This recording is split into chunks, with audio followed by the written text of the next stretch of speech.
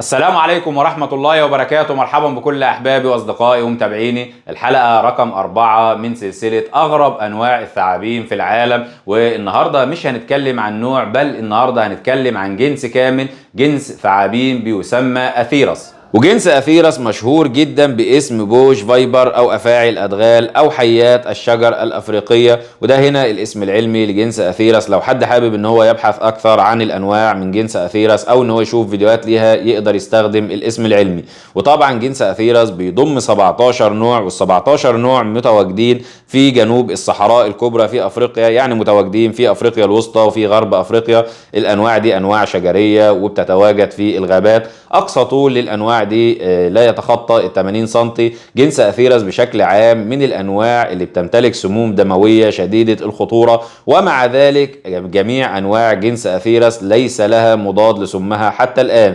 طبعا الانواع دي يا جماعه كلها ال17 نوع عدوانيين جدا، ومن الانواع الشرسه جدا، وايضا من الانواع اللي بتتوالد، يعني بتضع صغارها على هيئه ولاده، زي الحيه القرعاء وثعبان الدساس. بيتغذوا على اي شيء مناسب لحجمهم، سواء قوارض، سحالي، ضفادع، اسماك، ثعابين، اي شيء.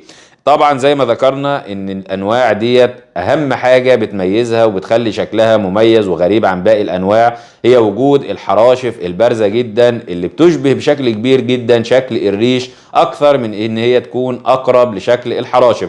وعشان كده بتعد من اغرب انواع الثعابين ومن اخطر انواع الثعابين على وجه الارض، وهي افاعي بوش او جنس اثيرس بشكل عام. ففي الختام اتمنى ان اكون افدت حضراتكم، واتمنى ان اكون اوجزت في الكلام، واتمنى دعواتكم معايا. والسلام عليكم ورحمة الله وبركاته.